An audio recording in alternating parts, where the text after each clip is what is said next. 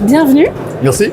Tu représentes Mayasauce. Est-ce que tu peux m'expliquer le concept de Mayasauce? Mayasauce, c'est une plateforme de gestion d'associations, donc une trousse à outils qu'on met à disposition de toutes les associations pour gérer leur quotidien, leur trésorerie, leur site internet, leur communication et même leur collaboration et leur partage de savoir-faire. Est-ce que tu aurais des exemples de solutions que vous apportez aux associations? Le meilleur exemple, c'est ce qui se fait dans les Lions Club, puisque ça a été créé au départ dans un club service. C'est-à-dire que Mayasauce, c'est vraiment géré pour tout leur quotidien, pour les invitations aux réunions, pour gérer les appels de cotisation, les manifestations, les billetteries et bien sûr communiquer avec leur site internet et les menus.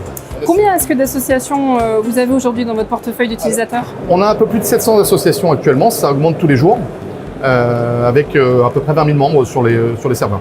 On a déjà des versions multilingues qui commencent à être utilisées dans des pays. On privilégie le bouche à oreille et ça fonctionne bien puisque vraiment les associations s'inscrivent spontanément. Comment est-ce que OVH vous accompagne dans le développement de votre projet? Alors OVH nous a accompagnés dès le départ.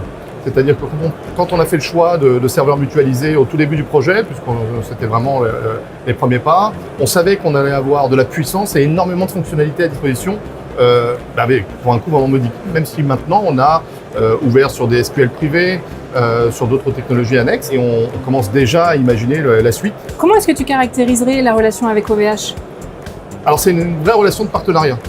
On a l'impression, et pourtant on a un tout petit client sur le papier, mais vraiment à tout moment on peut avoir des conseils, de l'accompagnement et c'est vrai qu'on a vraiment l'impression d'avoir un partenaire, même pour des choses qui ne concernent pas OVH. C'est vrai? Voilà, donc moi je pense à une chose qui nous arrive il n'y a pas longtemps avec un de nos prestataires. On a des serveurs d'envoi de mails qu'on paye chaque mois et qui sont assez costauds. Du jour au lendemain, les mails ne parvenaient plus aux boîtes chez La Poste et d'autres destinataires. Bon, le prestataire ne nous répondait pas. Quelqu'un chez OVH s'est décarcassé volontairement pour trouver d'où venait le problème parce qu'on était un partenaire OVH. Cyril, merci beaucoup. Parfait.